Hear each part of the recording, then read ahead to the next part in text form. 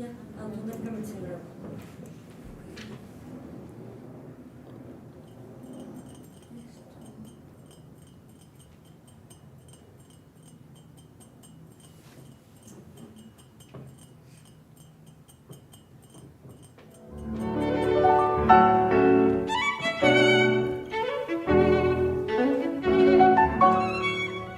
Freudiana Radio, la voz psicoanalítica del mundo.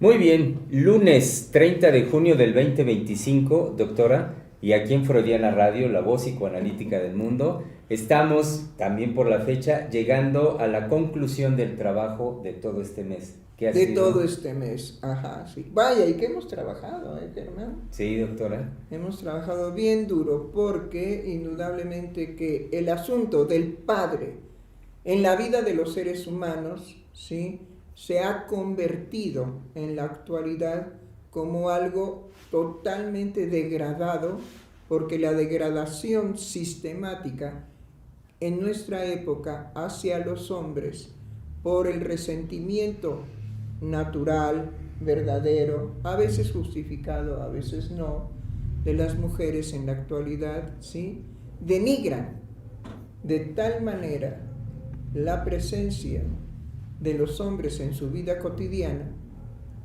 que el padre ha sido absolutamente degradado.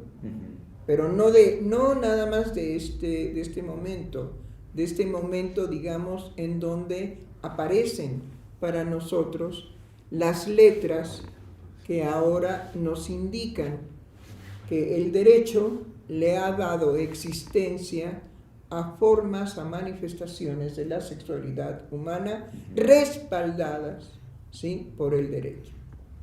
Entonces, debido a toda esta situación, la caída, la degradación, la caída del padre en lo social viene de más atrás. ¿Me explico? Sí. Pero se ha recrudecido en la actividad permanente de degradación de las mujeres por los hombres.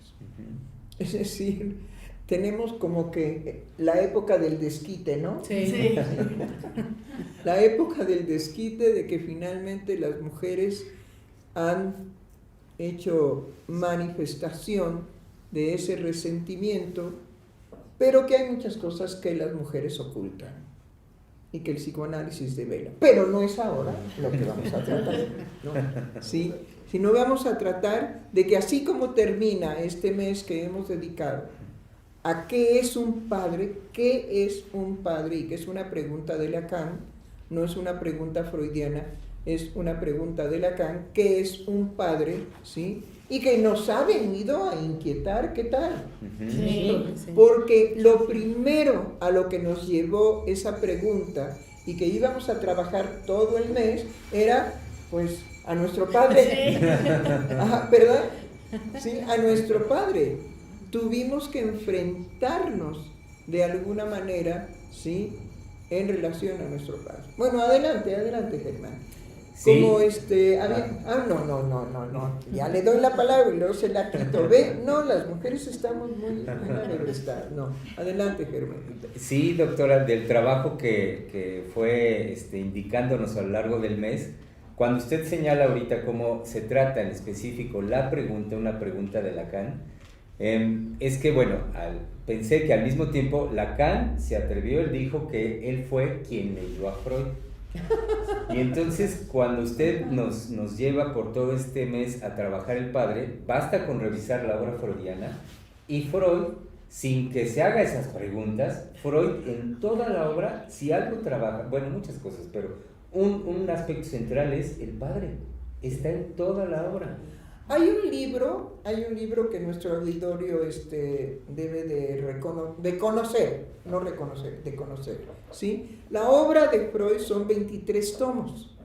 Bueno, el tomo 24 se gestó verdaderamente por un ser extraordinario. Cuando uno busca cuántas entradas existen al respecto del padre en los 23 tomos, yo las conté, son 80. Son 80 entradas en toda la obra al respecto del Padre. Entonces imagínense, ¿sí?, lo que hemos tenido. Bueno, no hemos leído las 80 entradas, no, seríamos farsantes, mentirosos, argüenderos y demás. No, yo sí, porque soy la más vieja de todos los que en este momento me rodean. Yo sí las he leído, pero últimamente no.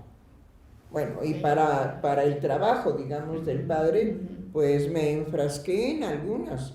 Y ¡ay, Dios! Usted también, a ver, cuéntenos. Doctora, bueno, si iniciamos en una propuesta de poner, dimensionar el tratamiento psicoanalítico del Padre, ajá, que bueno, esa fue una de las líneas que llevamos para poder realizar los programas. Son las 80 entradas, ok, pero no es solamente eso, porque esas entradas lo que reportan es cada vez que se menciona Padre en algún trabajo. Pero cuando uno va y lee la entrada, se tiene que regresar a leer todo el trabajo para poder dimensionar por qué ahí está mencionado el Padre. Exacto, exacto. Por eso les digo que es un libro extraordinario. Sí. El genio que lo llevó a cabo, que finalmente no vio, muere antes de la publicación del tomo 24, ¿sí? Bueno, es un genio así. El tomo 24 lo que tiene es verdaderamente impactante.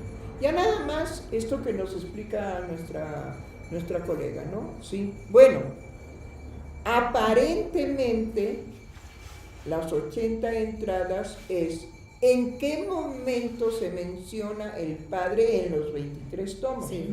Pero eso es una apariencia. Sí. Lo que después dijo nuestra colega es: para poder entender por qué está mencionado ahí y no acá, ¿sí?, uno tiene que leer en qué trabajo y qué estaba dilucidando y qué estaba creando Freud, que ahí cabe decir el Padre.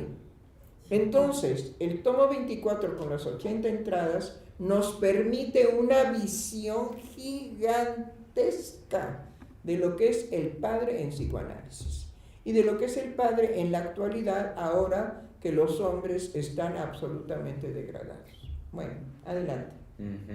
De manera que cuando usted nos propone como trabajo eje para todo el mes la pregunta de qué es un padre, y reconociendo, como usted lo hace ahorita, que la pregunta en Lacan, este trabajo realmente nos lleva a una dimensión, no exagero en decir inconmensurable, de lo que exagera. Es un padre. No exagera.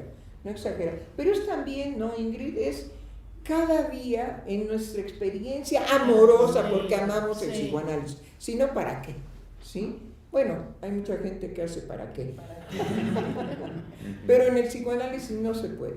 En el psicoanálisis verdadero no se puede. Uno realiza la acción del analista por amor, nada más que por amor, ¿sí? Bueno, nada más que es un amor diferente en muchos aspectos al amor, digamos, normal, cotidiano, que se desarrolla en la sociedad. Bueno, pero ¿qué es lo que nos pasa, no? Es decir, revisamos de alguna manera qué es un padre y volvemos a revivir todo aquello que o hemos olvidado o nunca hemos trabajado, y entonces, bueno, descubrimos. Eso es maravilloso, porque en esas 80 entradas podemos descubrir cosas, nosotros, descubrir cosas que jamás nos hubieran pasado por aquí. Eso también es padrísimo en la obra freudiana. En la obra lacaniana eso no es posible. Es completamente la creación de Lacan, de la obra de Lacan, es completamente diferente, tan radicalmente distinta que para poder valorar la obra lacaniana necesitamos nada menos que de Jacques Alain Miller, ¿sí?, elucidador de Lacan. Eso nos dice la dificultad que tenemos para un acceso, como es en el caso, digamos, con Freud, ¿no? Con Freud, claro, tenemos que tener cultura, Sí. Porque si no, también hay muchas cosas que... Sí, ¿y esto qué querrá decir? Bueno, pero adelante, estamos en la época en que los hombres por fin, sí, son degradados. Digo por fin, porque tratándose del Padre, nos encontramos frente a una creación muy particular de Freud que queremos esclarecer. Freud se inspira en el mito de Edipo Rey para dar cuenta del complejo, ¿sí?, psicoanalítico de lo que es un padre. Entonces tenemos por un lado el mito que no es, ¿sí?, lo que Freud crea como complejo, como complejo paterno, ¿sí? Además está acompañado el complejo paterno del complejo de castración y del complejo, hay otra parte ¿qué? Compartamental, parental, ¿no? Complejo parental. El complejo, ¿qué comportamiento? Ay, ¿ven? No, pues sí, hay que estar bien vitaminado porque uno mete las cuatro. Entonces, es el complejo de Edipo, el complejo de castración y el complejo parental, ¿sí? Entonces, no es cualquier cosa tratar el padre en el psicoanálisis. Vamos a renovar nuevamente por donde empezamos. Empezamos porque el público que nos escucha, ¿sí?, sea conocedor del mito de Edipo Rey. Y mi colega Germán, que tiene una voz radiofónica muy buena, nos va a leer nuevamente el mito para tenerlo presente y también, digamos, para decir bye bye a todo lo que hemos podido resolver en este mes dedicado al padre sobre qué es un padre. Pero mantengamos también una cuestión en el psicoanálisis. En el psicoanálisis nunca hay un término definitivo. Siempre es, bueno, hemos llegado hasta aquí. Esa era la prudencia de Freud. Hasta aquí pude llegar, ¿sí? Entonces nosotros seguimos la ética freudiana, que es hasta aquí pudimos llegar, ya veremos el próximo año qué otra cosa encontraremos para darles el día del festejo del padre. ¿Ok? Ok. Adelante. Muy bien, el mito nos dice lo siguiente, el mito de Edipo. Layo, hijo de Labdaco, heredó el reino de Tebas de su padre muy de niño, encargándose de la regencia Licos, pero otros se apoderaron del reino y causaron su muerte. Layo pudo huir y fue acogido en la corte de Pélope, donde vivió durante algunos años. Allí se enamoró de Crisipo, hijo del rey, muchacho de belleza deslumbrante, pero como éste no le hacía caso, acabó violándolo, y entonces el príncipe se suicidó. Pélope expulsó a Layo de su reino y lo maldijo. Cuando los usurpadores del poder de Tebas desaparecieron, los tebanos llamaron a Layo para que ocupara el trono. Layo casó con Yocasta, pero un oráculo predijo que el hijo que naciera sería la causa de muchas desgracias y de la muerte de su padre. Layo entonces evitó unirse a Yocasta, pero ella, despechada y sin saber la causa de su abandono, lo emborrachó y consiguió meterlo en la cama y yacer con él, quedando encinta de esta unión. Cuando nació el muchacho, Layo, temiendo la predicción del oráculo, ordenó que abandonaran al infante en un monte, tras haberle horadado los pies con un clavo y atado con una correa que se pasó por los agujeros para colgarlo como a un animal.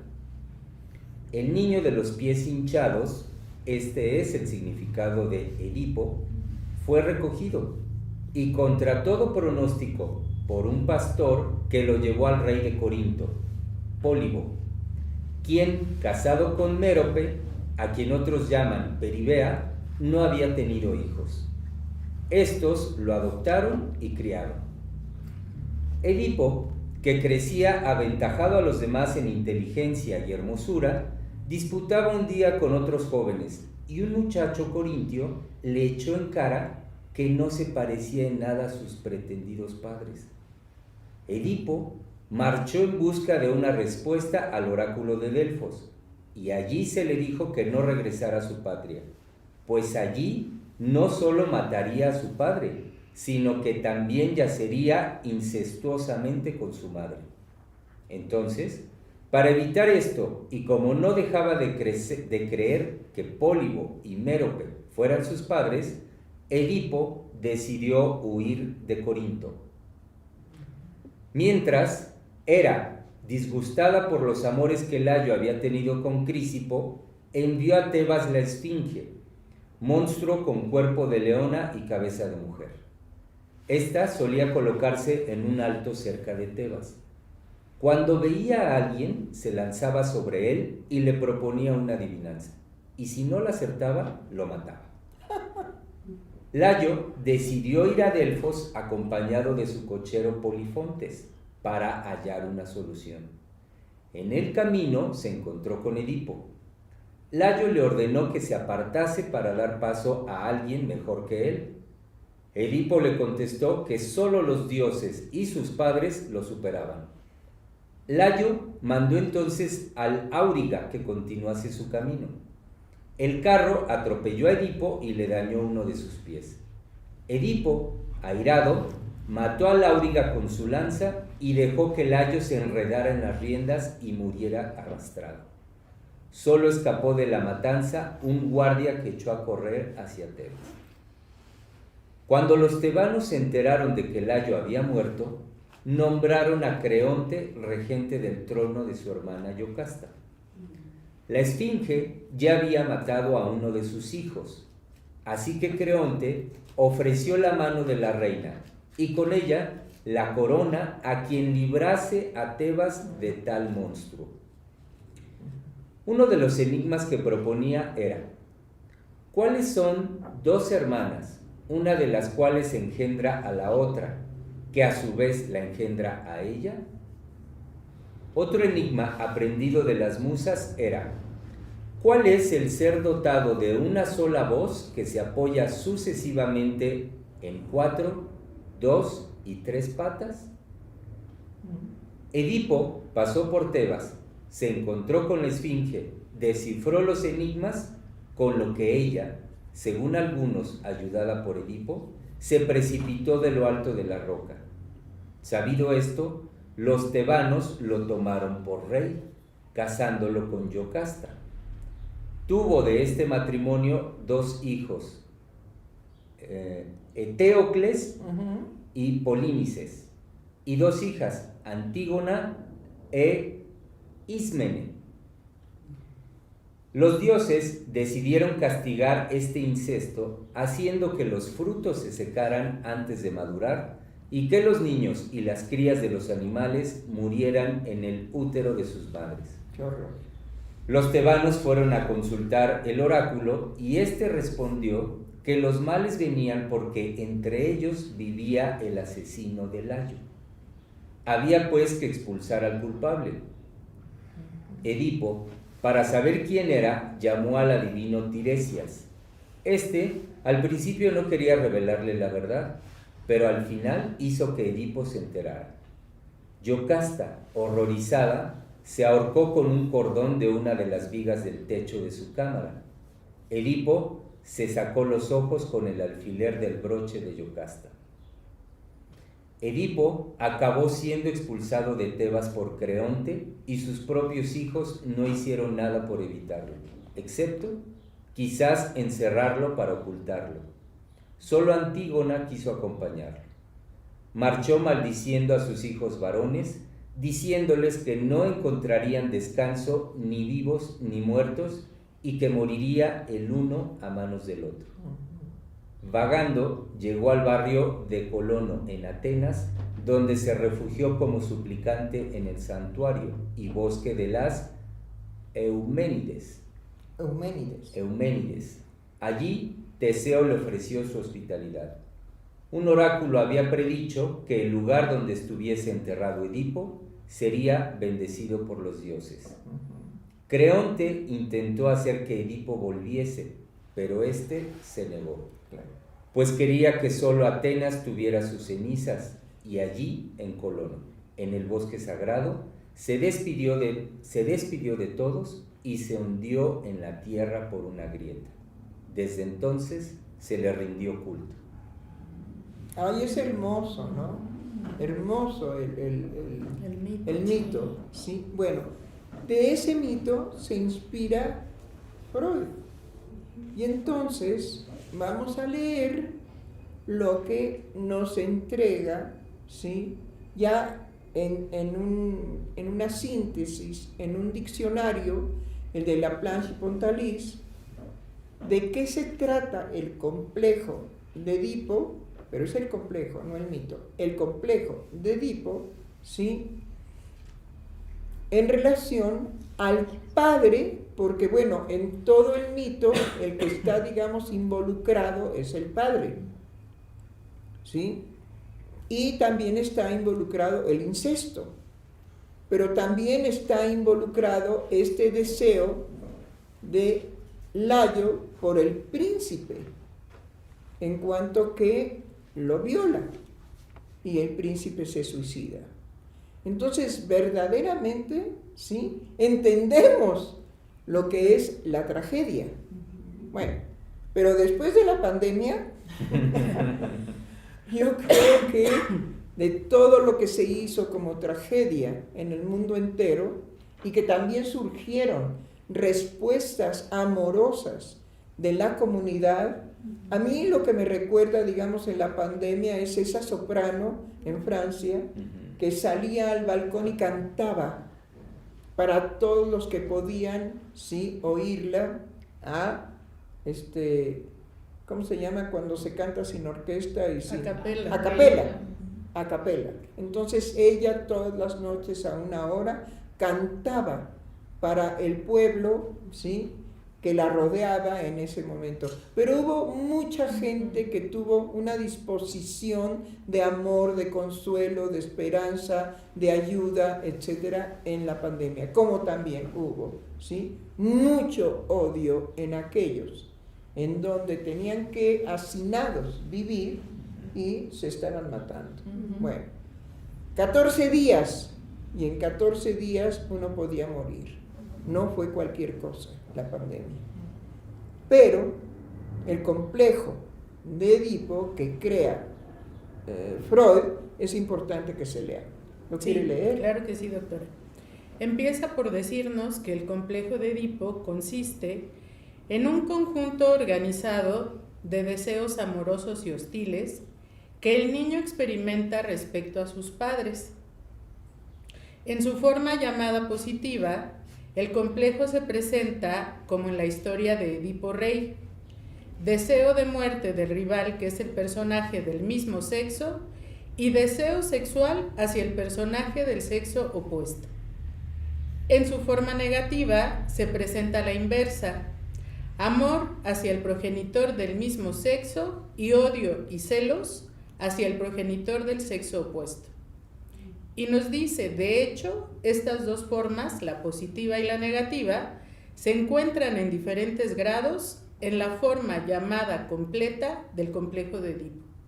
Y el complejo de Edipo es universal. Es decir, esto es lo que nosotros queremos compartir ahora con ustedes. El complejo de Edipo es universal y forma, digamos, una producción de la cual no podríamos prescindir en psicoanálisis, de ese complejo, ¿sí?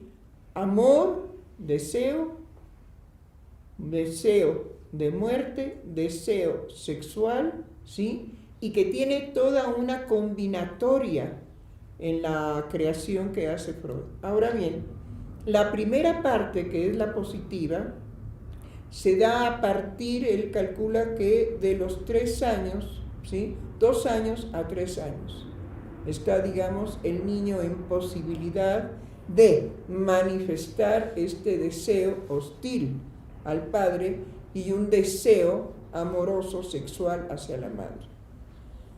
Pero pasado, digamos, también ciertos años, se da la creación, primero son personajes, la creación de los padres, y entonces aterriza el complejo de Edipo encarnado en el padre y encarnado en la madre. Ya después nosotros recibimos en la clínica, ¿sí?, todas las consecuencias precisamente de esas primeras manifestaciones de la dinámica amorosa y de la dinámica sexual de los seres humanos, de la especie. La diferencia que nosotros tenemos en cuanto a la forma de abordaje de Freud es siempre, siempre, hasta su muerte, tomando en consideración lo filogenético, es decir, lo que corresponde a lo biológico. Y él nos dice que sin biología sería definitivamente más bien una alegoría o cualquier otra cosa, un cuentito de hadas, el psicoanálisis. Es por el asentamiento que la teoría freudiana tiene en lo biológico y que nunca lo abandona Freud, ¿sí?, que entonces podemos estar seguros de que no es, digamos, una alegoría, un delirio. Bueno, el delirio es creación en el psicoanálisis.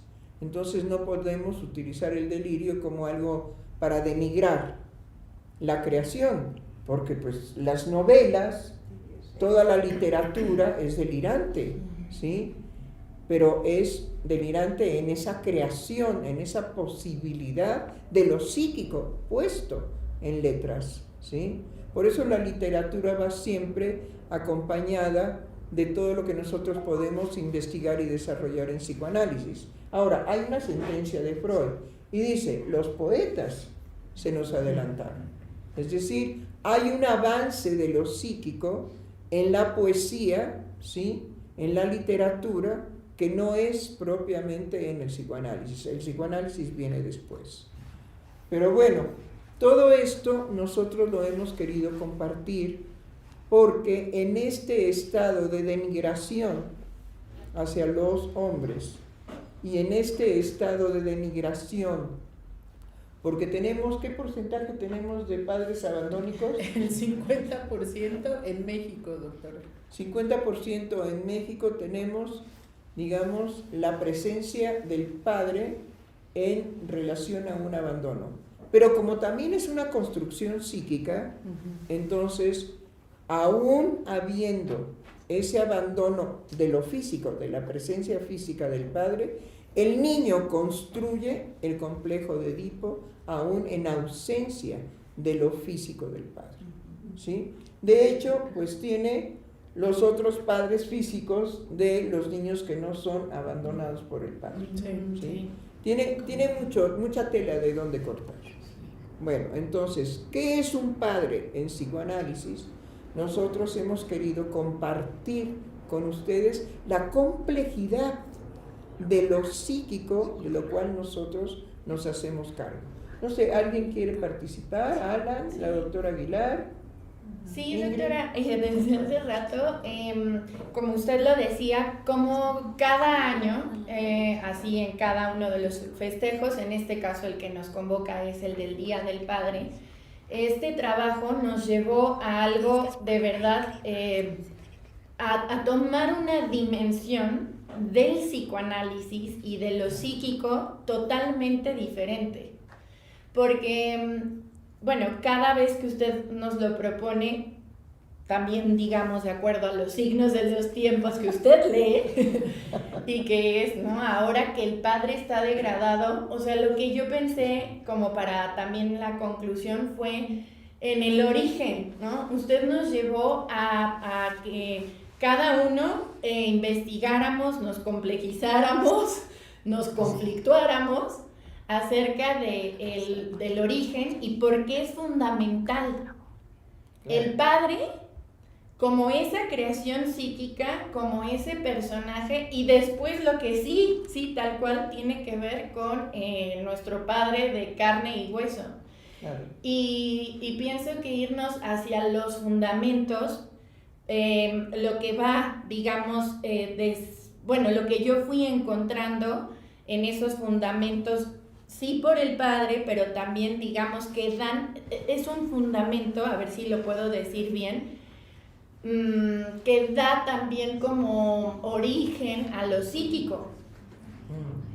Eso es lo Bueno, no es exactamente que dé origen a lo psíquico, sino que es, Ajá. digamos, de lo De psíquico. lo psíquico. ¿Sí? Sí. Le pertenece a lo psíquico lo que es un padre. Bueno, ¿alguna otra cosa? Sí, yo, doctora, yo lo que he recorrido y en estas entradas del padre, a mí me llama la atención porque me quedé como fijada en qué es la ley de prohibición al incesto. Es decir, que no nada más quedarme ahí, puesto que el padre representa esa complejidad en cuanto a la ley, pero no estamos en la ley, lo que marca las normas y todo en una sociedad, sino en esa ley interior. En esa ley interior que cada sujeto va creando y desarrollando. Uh-huh. Entonces, porque eso también da la posibilidad de insertarse en una sociedad. Hay una cosa muy interesante en cuanto, digamos, a lo que nos tenemos que ver permanentemente los psicoanalistas, con que la prohibición del incesto, que estaría representada por el padre psíquico, es decir, en la construcción psíquica del padre, lo que es maravilloso, el ser humano gesta una prohibición del incesto. Es decir, es propio de lo psíquico, ¿sí? No viene el padre de carne y hueso y se lo impone, no, está, digamos, en la dinámica de la creación psíquica, en esa dinámica está la prohibición al incesto. Ahora, la paradoja con la que nosotros nos encontramos es que esa prohibición funciona también como un empuje, ¿sí?, a violar precisamente la prohibición como una satisfacción sexual, como una satisfacción erótica. Por eso, aunque haya, digamos, en los seres humanos una construcción de prohibición al incesto creada por uno, eso no quiere decir que no haya otra cara, la otra cara de la prohibición, que es precisamente transgredirla como una satisfacción inmensamente grata, ¿sí?, en lo sexual. Por eso, pues nosotros encontramos que en la sociedad está la dinámica de los sujetos que mantienen esa prohibición y que sienten definitivamente un rechazo auténtico, un rechazo interno al incesto, ¿sí? Y también, digamos, el rechazo de esa prohibición nos lleva a rechazar las perversiones, es decir, la homosexualidad, el lesbianismo y todos los que están ahora, digamos, representados por el derecho. Que yo no me sé las siglas, no las puedo pronunciar porque no me las he aprendido de memoria. Pero bueno, hay, digamos, en mucha gente, como una forma normal, natural, el rechazo, ¿sí?, a los homosexuales, a las lesbianas, a los que quieren abusar sexualmente de los niños, los paidofílicos, etc. Hay esa reexpresión también natural. Esto es muy importante para nuestro tiempo porque no se trata de una fobia. Se le ha llamado fobia. No, ese rechazo viene de cómo opera ese complejo de Edipo en los seres humanos que naturalmente rechazan, ¿sí?, la homosexualidad, el lesbianismo y todo lo demás. Entonces, no es una fobia, ese es un error garrafal.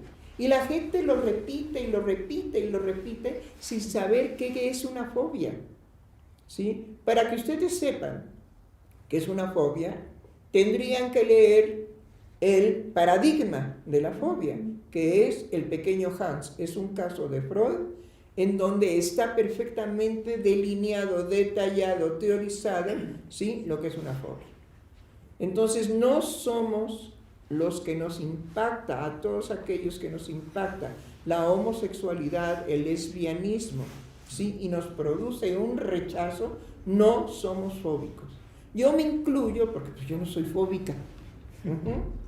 ¿Me explico? Pero sí puedo entender cómo en la buena instauración del complejo de Edipo no está al servicio de un placer de brincarse la ley como satisfacción para llegar, digamos, al incesto, para llegar a la homosexualidad, para llegar a la paidofilia, para llegar al lesbianismo, etc. Ahora, no podemos, en psicoanálisis no se hace una moralización de la forma de satisfacción sexual, pero en la sociedad es necesario que haya un ordenamiento de la sexualidad, porque si así, teniendo el ordenamiento, pasa lo que pasa, ¿sí? Imagínense que no fuéramos capaces en lo social de construir un ordenamiento de nuestra sexualidad. Bueno, sería verdaderamente un bacanal. Es más, nos mataríamos los unos a los otros en cuanto a la intensidad de lo que nosotros llamamos, ¿sí?, el más allá del principio del placer. Bueno, pues creo que si no hay otra participación, sí, doctora.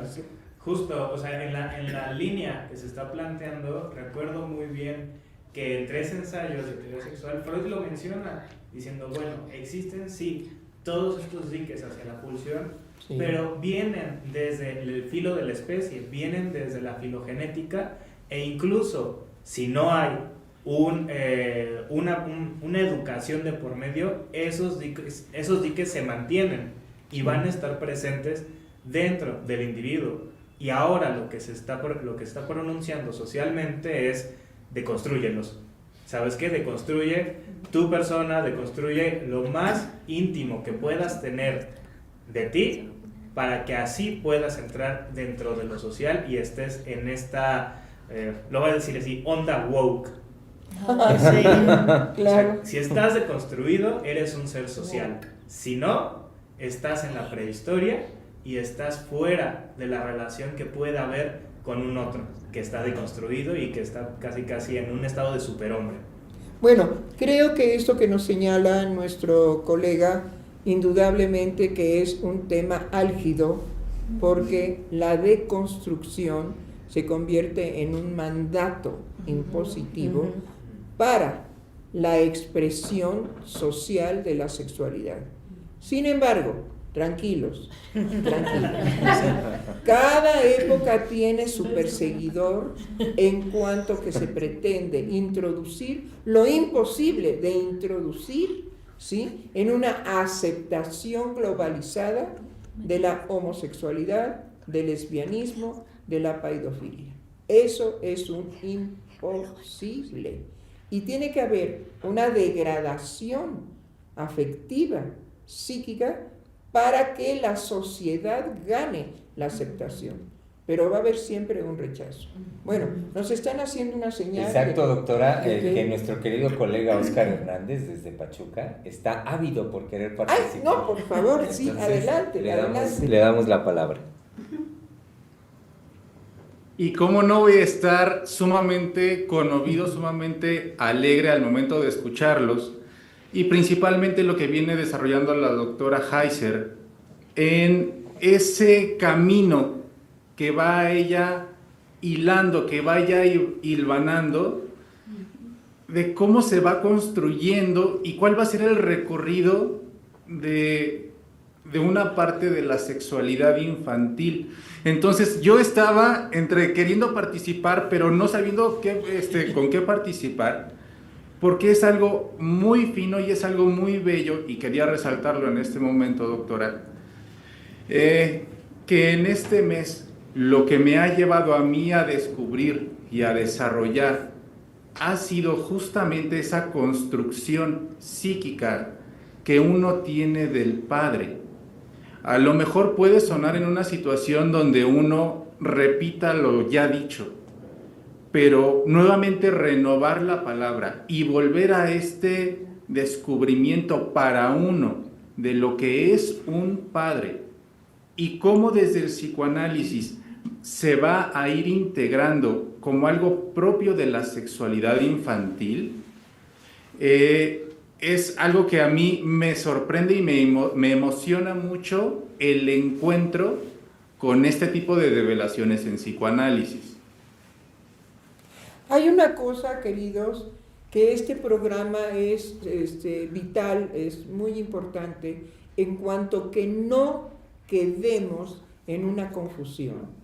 Voy a volver a remarcar que habrá siempre una oposición natural en los seres humanos de todo el mundo, en donde haya un absoluto rechazo a la homosexualidad, al lesbianismo, a la paidofilia, porque eso no viene por mandato legal, eso simplemente viene en una constitución psíquica.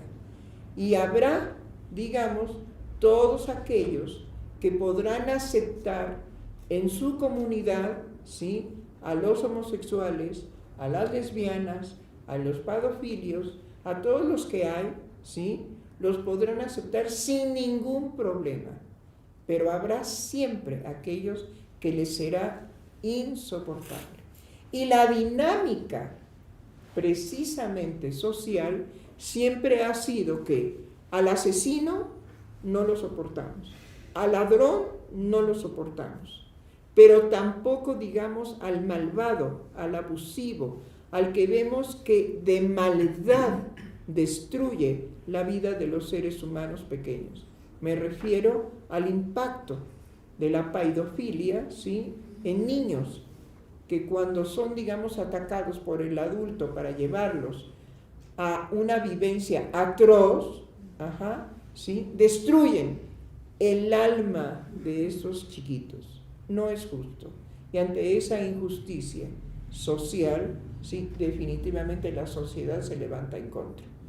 Y eso lo hacen los homosexuales, las lesbianas, porque si no, ¿cómo inducir a los otros a semejante experiencia placentera?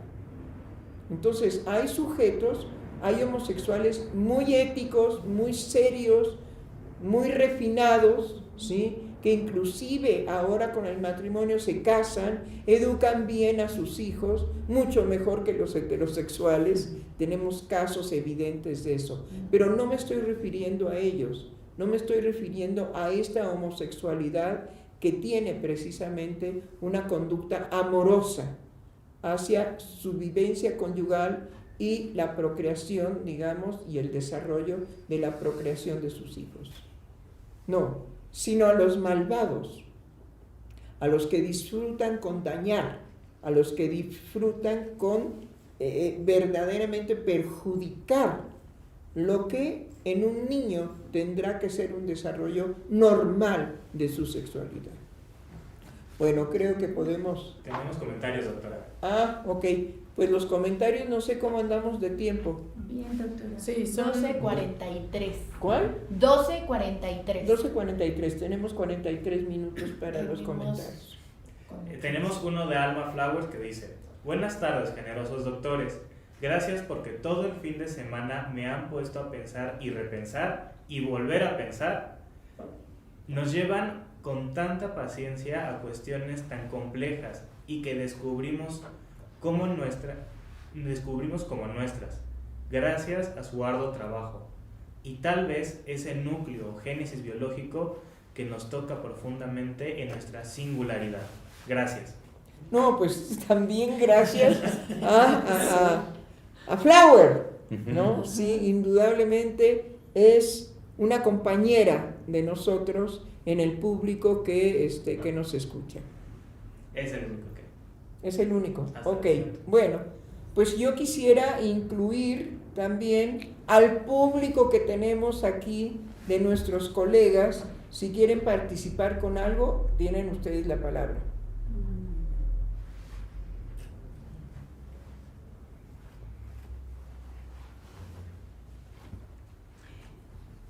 Yo, me quedo pensando en todo este trabajo que se ha hecho en el mes de junio en relación a qué es un padre, y ahorita me viene al pensamiento que en algún programa o en varios se pudo llegar a través de su transmisión al público que nos escucha y nos ve, y a nosotros mismos en relación, y ya en lo singular para mí fue una sensación de vida en relación a que usted llegó en un tema de que, además de que el padre es un personaje, por llamarlo así, que se construye psíquicamente, pero lo que más me impactó en relación a la vida desde cuando uno es niño y ya cómo se va desarrollando, y esa relación puede ser construida de manera diferente, claro, después de una escucha analítica y del deseo del analizante de transformar en este tema la relación con el padre. Claro, claro que sí. ¿Alguien más? Sí. Sí, también me parece el lugar del padre muy importante porque detenta, es el representante de la ley y organiza y da, ¿cómo explicarlo? Una directriz.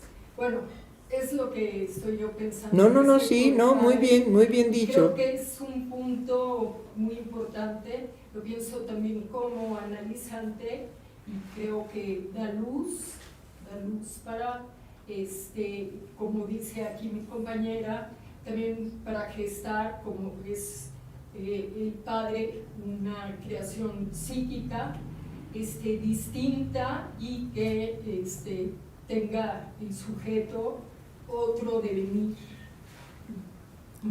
Muy bien, ¿alguien más? Sí, creo que me parece que es muy valioso esta serie de programas, y además empezar el video con esta serie de programas sobre el padre, porque es una puesta al día de lo que es el padre, no solo en psicoanálisis, sino en la experiencia subjetiva de cualquier ser del habla. Claro. Es decir, en la actualidad, a partir de los discursos de género, hay una demeritación del discurso psicoanalítico, pero justamente por eso es porque más vivo está hoy en día, y estos programas vienen a demostrar eso, ¿no? La importancia del sostenimiento de un discurso que habla de la experiencia del sujeto. Sí, yo considero que una ética del discurso psicoanalítico es no dejar a la sociedad, ¿sí?, en la oscuridad de lo que se pretende y que es definitivamente poco analítico, poco analizado, ¿no? ¿Sí? Los discursos de género tienen su lugar social, el discurso feminista tiene su lugar social, pero hay en muchas, digamos, directrices de estos discursos una pretensión de degenerar, de llegar a la degeneración de lo que puede ser verdaderamente trágico si desaparece. O sea, la diferencia de sexos, que como dijo un brillante psicoanalista, ¿sí?, en el inconsciente no existe la diferencia de sexos. Existe, digamos, en otras instancias psíquicas, que son, por ejemplo, el yo, ¿sí?, pero en el inconsciente no. Entonces, lo que socialmente tiene obligación el psicoanalista y el psicoanálisis es dar fe de lo que se oscurece, o dar luz en aquello que, aunque no sea la pretensión intencional, pero sí hay, digamos, en los discursos actuales, hay una imposición. Llamar a los heterosexuales que no soporten la homosexualidad y el lesbianismo fóbicos, eso es una agresión brutal. ¿De dónde se sacan? Del bolsillo se sacan ese epíteto y esa manera, digamos, de calificarlos. Y que es degradante. Definitivamente tenemos que reconocer que naturalmente puede haber un rechazo, y un rechazo radical. Y que eso será bienvenido en una sociedad que reconozca los imposibles, y no que se imponga por el derecho a forzar a los heterosexuales a aceptar lo que les es definitivamente repugnante. Bueno, ¿alguien más? Sí, yo, doctora. Sí, claro que sí. Bueno, es que yo me quedo con toda esta pues sorpresa de todo lo que se va descubriendo, o bueno, todo lo que yo puedo descubrir en la obra freudiana respecto del padre, en todo lo que se tiene que organizar y se va dando dinámicamente en un niño, pues de toda su estructura, ¿no? De esto del complejo de Edipo, de lo que se puede representar en el sueño, por ejemplo, que deja como los restos de toda esta vivencia, y de cómo nos va diciendo Freud esto, de cómo todo lo que conforma o todo lo que compone a la sexualidad infantil, y cómo se va a representar después, y que podemos dar cuenta de eso en la clínica. Entonces, pues realmente estoy fascinada con todo esto, con el trabajo que se va haciendo de los colegas y de usted, que va marcando la línea de todo el trabajo, y que bueno, siempre nos hace usted las conclusiones que siguen sorprendiendo, ¿no? No, qué bueno, me da mucho gusto. Sí. Bueno. ¿Sí? ¿Quién más? A mí este trabajo con el padre me ha conflictuado, pero también me ha aclarado con respecto a mi vivencia, a la vivencia de tener un padre y de poder, bueno, mi conflicto era equiparar al padre de carne y hueso con la construcción psíquica, con mi vivencia de haber tenido ese padre. Entonces, no, es que usted toca un punto primordial. Digamos, ese padre de carne y hueso, yo creo que no pueda, pero hay rarísimos casos en donde verdaderamente en la construcción infantil y la realidad del padre de carne y hueso se realiza bellísimamente un amor indescriptible, no se puede describir de tan intenso que puede llegar a ser. Pero lo más frecuente es que la construcción que hace el niño de su padre y lo que realmente encarna en su padre, ¿por qué lo encarna en su padre? Es una decepción, es decepcionante. Bueno, y ojo, el padre no es responsable ni culpable de esa decepción, ¿eh? ¡Ojo! Porque generalmente la expectativa psíquica de que el padre sea lo que nosotros construimos, bueno, pues no se va a cumplir, porque el otro también es libre y soberano de sus satisfacciones y de sus construcciones. Y no se puede ajustar a lo que el niño internamente ha construido y que ni siquiera sabe que él lo ha construido. Entonces, bueno, hay una desaveniencia. Pero el responsable siempre es uno. Esa es la ética del psicoanálisis. ¿Sí? El analizante es responsable de sus fantasías, de sus deseos, de sus destinos de satisfacción, etc. Es el único responsable. Ay, oiga, doctora, bueno, ¿y los padres qué? ¿Los que nos tocaron qué? No va por ahí. Si no, el psicoanálisis no podría llevarse a cabo.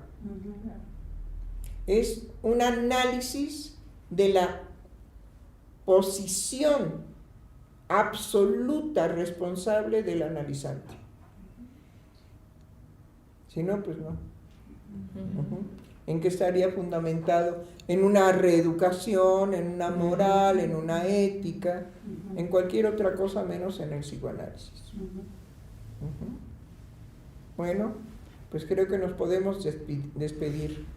Y creo que podemos decir cada uno algo que nos ayude a reivindicar nuevamente, ¿sí?, que toda esta degradación de las nuevas manifestaciones de las mujeres en contra de los hombres no sea catastrófica.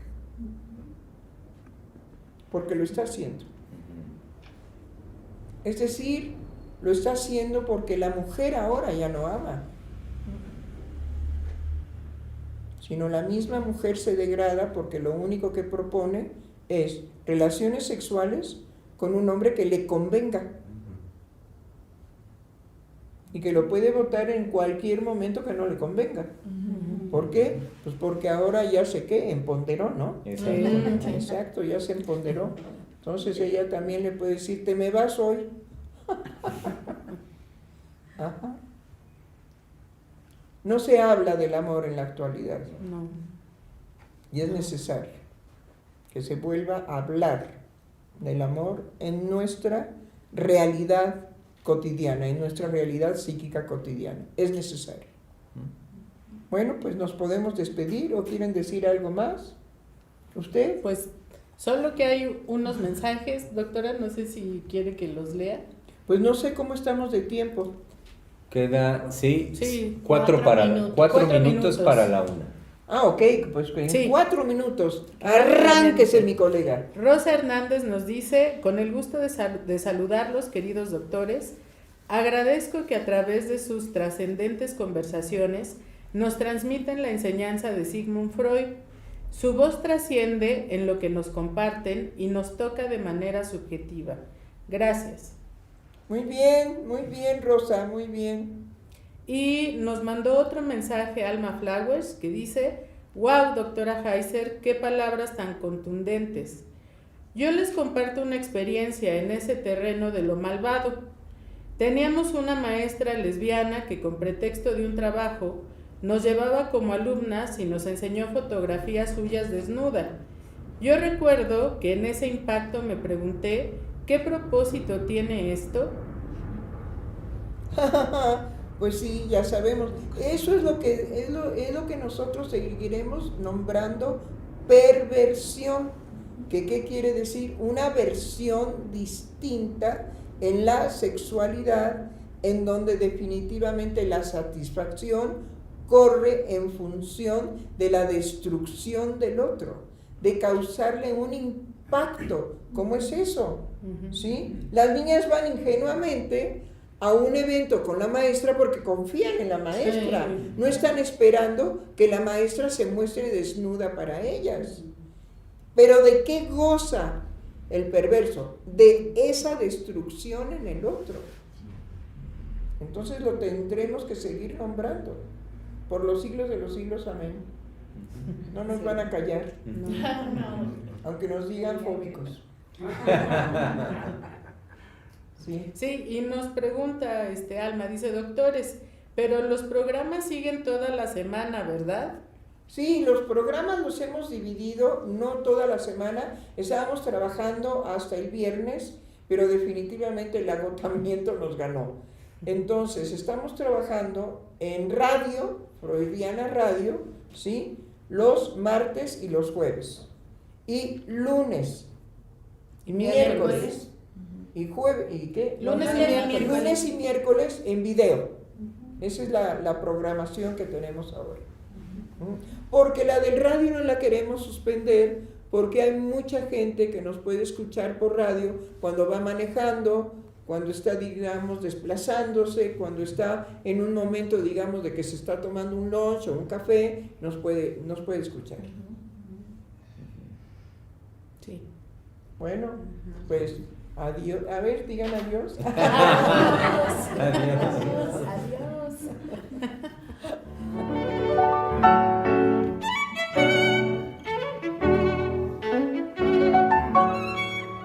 Freudiana Radio, la voz psicoanalítica del mundo.